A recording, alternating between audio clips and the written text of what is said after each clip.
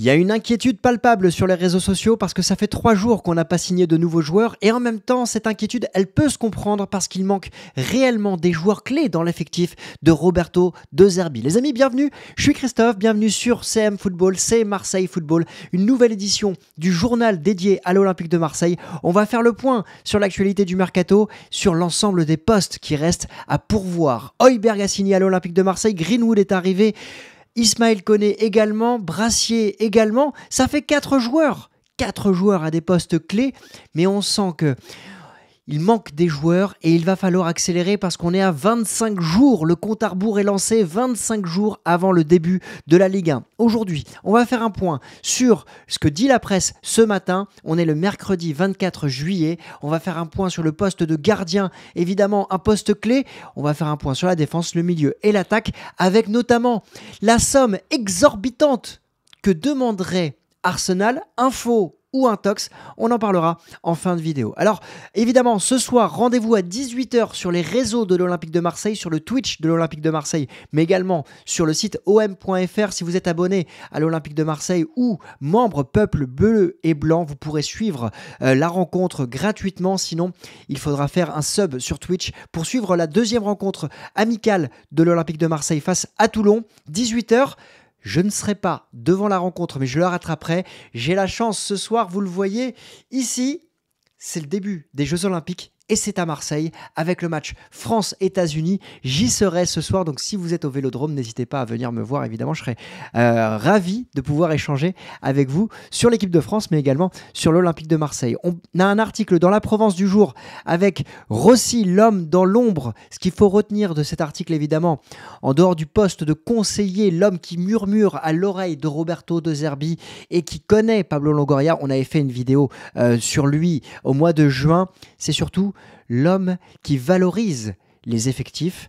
Et ça, c'est peut-être une ligne directrice qu'il faudra voir dans les 3 prochaines saisons de l'Olympique de Marseille. Locatelli acheté 14 millions, revendu 36 millions. Scamacca 4 pour 39. Politano 8 pour 21. Fratesi ou Demiral qui ont été des réelles plus-values à Sassuolo de ce Giovanni Rossi qui est important dans la stratégie qu'est en train de réaliser l'Olympique de Marseille dans ce mercato. En tout cas, ça fera toujours débat. Est-ce que c'est bien vendu, mal vendu? On en parlera tout à l'heure avec Ismaïla Sarr, l'OM qui est en train d'essayer de vendre justement. Et dans le point presse, ça va nous servir de base sur cette vidéo d'aujourd'hui. L'équipe qui parle du brassard au placard avec évidemment tous les indésirables de l'Olympique de Marseille qui sont mis au placard et qui sont espérés pour une prochaine vente. Ça va bouger dans les ventes parce que l'OM doit justement dégraisser en vertu des accords qu'il a eus avec la DNCG en vue de recruter de nouveaux joueurs. Alors justement, le poste de gardien. Le poste de gardien, il est important pour De Zerbi. Il n'a pas peur d'aller chercher des jeunes. On va parler de ce qu'il avait réalisé du côté de Brighton. Fabrizio Romano ce matin qui dit que Chelsea a envoyé une offre de 20 millions d'euros pour Jorgensen, le gardien de Villarreal, qui est que l'OM pistait, je le dis au passé, parce que si Chelsea est rentré dans la danse, j'ai du mal à imaginer que Jorgensen veuille venir du côté de l'OM, quand bien même il y a Roberto De Zerbi sur le banc. En tout cas, ça valide évidemment la théorie que c'est un joueur de talent, puisque Chelsea le veut. Ça va faire bouger l'OM parce que l'OM avait un accord, en tout cas Paul Lopez avait un accord avec Com et Com se dirigerait vers une autre piste. Audero, c'est Gianluca Di Marzio qui le disait hier soir, Di Marzio qui confirme. Si Com vient à chercher un nouveau gardien, ça veut dire que Paul Lopez pourrait rester du côté de l'Olympique de Marseille. J'ai du mal à l'imaginer parce que 1, il fait partie de ce qu'on appelle le loft. 2, j'ai pas l'impression qu'il correspond aux caractéristiques souhaitées de Zerbi. En même temps, les sommes demandées pour un gardien sont assez énormes. On parle de 20 millions d'euros. On se rappelle que Brice Samba est pour parler avec l'Olympique de Marseille autour des 25 millions d'euros. C'est une somme énorme, je trouve, pour Brice Samba et un gardien qui, certes, a de l'expérience, mais qui a dépassé la trentaine. Je pense que ça va bouger, mais j'aimerais que ça bouge assez rapidement quand même. Alors, il ne faut pas non plus céder à la panique, même si le championnat commence dans 25 jours. quand même, va falloir que ça s'accélère du côté du gardien de but. Et on le disait tout à l'heure, De Zerbi, il n'a pas peur d'aller chercher des jeunes. Van Bruggen, le gardien de Brighton, avait 21 ans, 20 ans quand il a été recruté du côté d'Anderlecht. Et il est devenu titulaire ensuite avec la sélection hollandaise. Donc, on va suivre ce dossier et on va voir justement si la piste qui était évoquée dans la presse d'un nom qui n'est pas encore sorti va prendre de l'ampleur. On va suivre ça, évidemment, avec attention. Mais de mon côté, je pense que ça va s'accélérer sans information particulière, mais je pense que ça va s'accélérer et que Pau Lopez va quitter. J'ai du mal à croire qu'il puisse rester même 6 mois ou 1 an du côté de l'OM. Côté défense, on apprend dans l'équipe que Samuel Gigot a été voir Mehdi Benassia. Il a été voir Mehdi Benassia pour lui dire qu'il partirait, mais qu'il prendrait son temps et qu'il prendrait évidemment les dispositions nécessaires concernant les offres qu'il va recevoir. Côté Chancel Mbemba, on n'est plus philosophe, justement. Il était, semble-t-il, poussé vers la sortie déjà l'été dernier, c'est ce qui ressort de l'article de l'équipe, et qu'il s'est battu justement pour rester du côté de l'OM.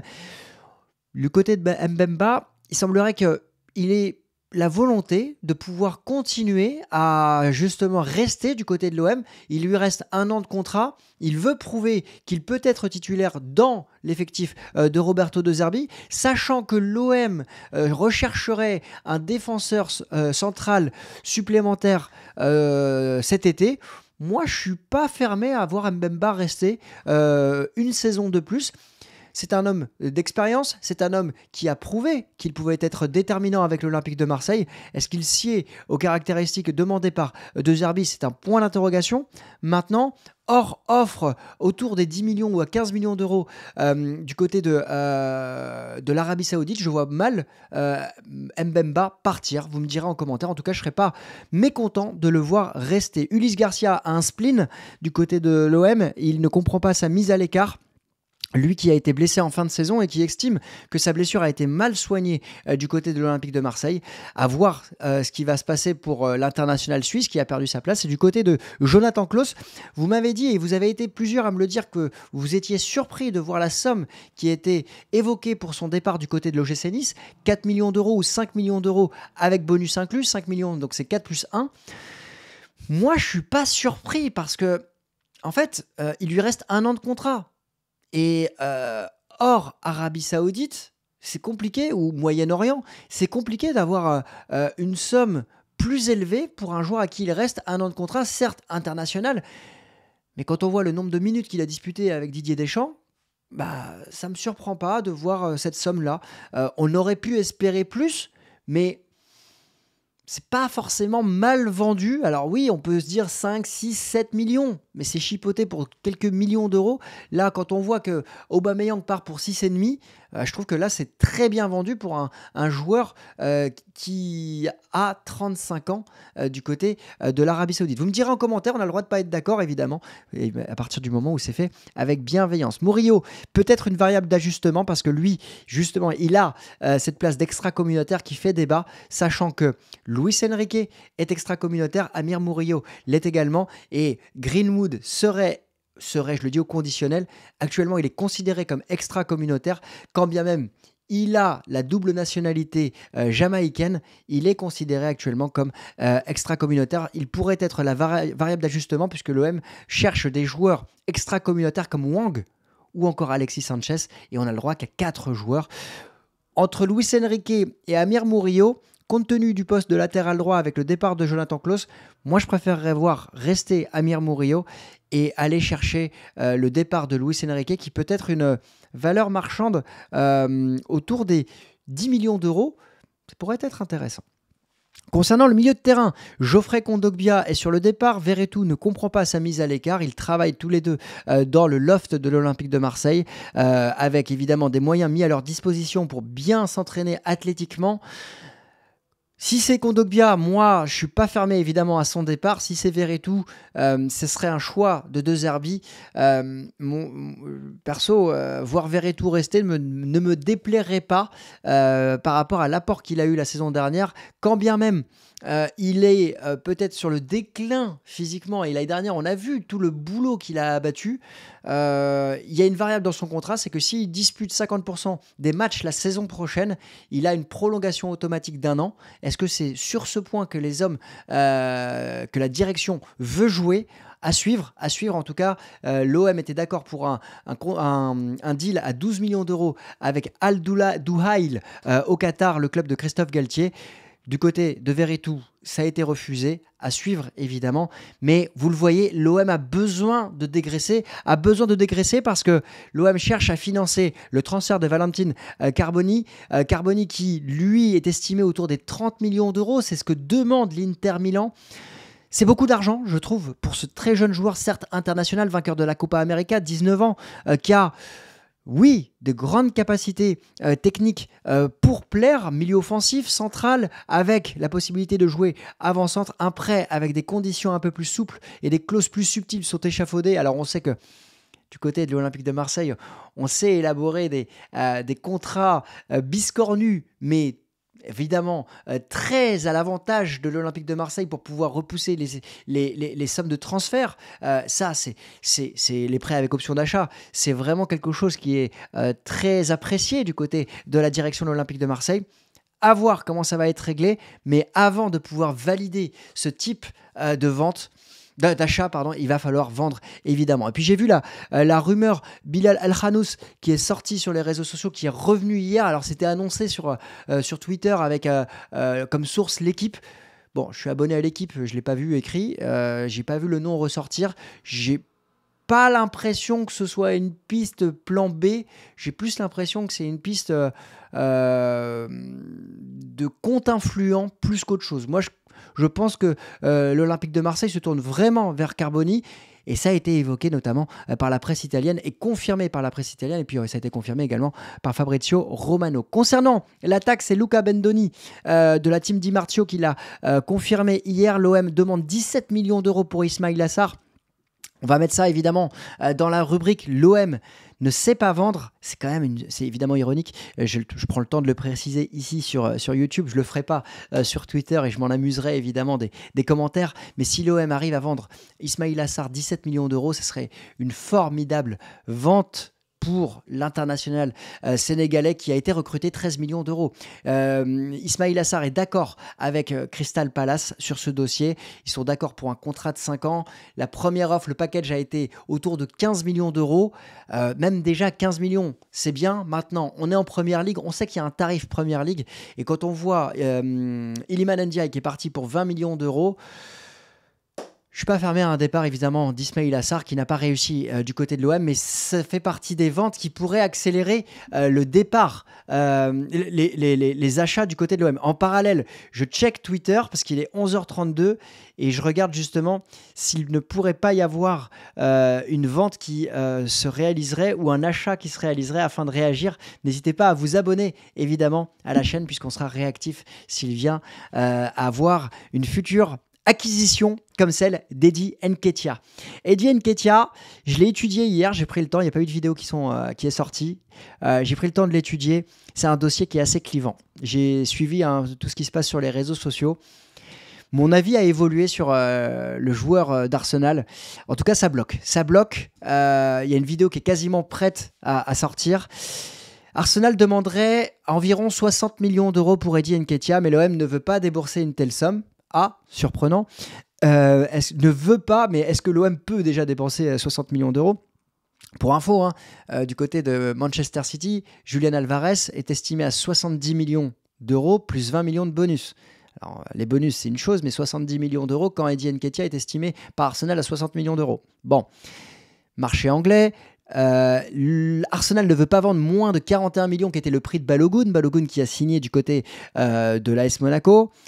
Le joueur serait OK pour venir du côté de l'Olympique de Marseille. Info ou intox ? En tout cas, le journaliste anglais qui a sorti l'information du tarif, il est plutôt fiable. Du côté d'Arsenal, il y a la volonté de marquer le coup par rapport à ces ventes. Voilà. Je trouve que c'est une communication. C'est ce qui me rentre à l'esprit, histoire de dire, regardez, on a demandé tant, mais bon, on a trouvé un accord. Bon, moi je pense ce qui bloque aujourd'hui du côté de l'Olympique de Marseille, c'est surtout la volonté de faire des ventes. Il faut dégraisser, il faut sortir des joueurs pour libérer de la masse salariale avant de pouvoir faire rentrer un nouveau joueur. L'OM en a recruté 4 quand même. C'est quand même un bon mercato en termes d'acquisition. A vendu pas mal aussi. Mais là, je pense qu'on est dans un moment charnière du mercato où il faut libérer de la masse salariale. Est-ce que 40 millions pour Nketiah, c'est cher? Oui, c'est très cher même. Est-ce que 30 millions, c'est cher? Moi, je trouve que par rapport à ce que j'ai pu étudier de lui, et la vidéo, elle sortira le moment où ça va s'accélérer dans les tractations, c'est pas donné. Maintenant, c'est un attaquant qui est... qui va permettre de pouvoir rendre le risque très indécis, justement pour les adversaires. Avec Greenwood, avec Nketiah, avec un ailier gauche qui pourrait arriver, avec un milieu offensif, l'OM est en train de diversifier sa palette offensive et serait en capacité de pouvoir diversifier sa palette offensive. Et ça me plaît. Ça me plaît grandement. Après, on le verra, je ne vais pas tout vous révéler parce que j'ai vu, je sais que les vidéos sont regardées et certains reprennent mes informations sur les réseaux. Je ne veux pas tout vous révéler sur Nketiah, sur ce que j'ai pu étudier de lui. Mais ça peut être une bonne surprise. Alors, on ne sera pas dans la team c'est le gros coup. On ne sera pas dans la team ça c'est un flop. Je pense qu'il y a un juste milieu. Et c'est assez intéressant de voir comment ce joueur il a pu se développer dans ce qu'il a pu jouer avec Arsenal. Donc, ouais, je fais des cachotteries, mais voilà, j'ai hâte de vous sortir la vidéo. En tout cas, c'est un joueur que, oui, j'aimerais voir du côté de l'Olympique de Marseille. Voilà. Concernant les autres pistes au niveau de l'attaque, il n'y a pas d'autres pistes qui ont été révélées, donc on va suivre évidemment tous les dossiers dans les prochains jours. N'hésitez pas à vous abonner, n'hésitez pas à vous abonner également sur Instagram. J'ai sorti un nouveau concept hier qui a plutôt bien fonctionné. On va essayer de le développer sur différents joueurs, différentes informations. 3 choses que vous ne savez pas sur Pierre-Émile Højbjerg. Vous irez voir justement sur Insta si vous êtes encore présent. En tout cas, pour moi, il n'y a pas d'inquiétude pour le moment, mais j'ai envie que l'OM se libère de certains dossiers assez rapidement pour pouvoir enclencher et l'arrivée de nouvelles recrues, parce qu'on a 4 joueurs qui sont titulaires, je pense, en puissance dans le système de De Zerbi, 4 joueurs très importants dans la relance du ballon, mais à mes yeux, il nous manque clairement un gardien. Il nous manque un milieu offensif et il nous manque un attaquant. C'est ces 3 joueurs-là, en plus d'autres profils qui vont arriver, c'est ces 3 joueurs-là qui me permettront de dire que le mercato est réussi. En tout cas, est prêt pour le début de la Ligue 1. On est à 25 jours. Le deuxième match est ce soir. Il va falloir peut-être que ça s'accélère, mais j'ai pas d'inquiétude, mais j'ai envie qu'on vende des joueurs. Dites-moi ce que vous en pensez. Où êtes-vous dans le degré d'inquiétude sur une échelle de 1 à 5, 1 étant le plus bas, 5 étant très inquiet. Moi, je me situe à 1. Voilà, je ne suis pas inquiet pour l'instant. Vous me direz quelle est votre échelle en commentaire. Je vous souhaite à tous une excellente journée. Allez l'OM, et on se retrouve très vite, peut-être cet après-midi, si jamais il y a une vente qui se réalise. Allez l'OM, et à très vite les amis. Ciao.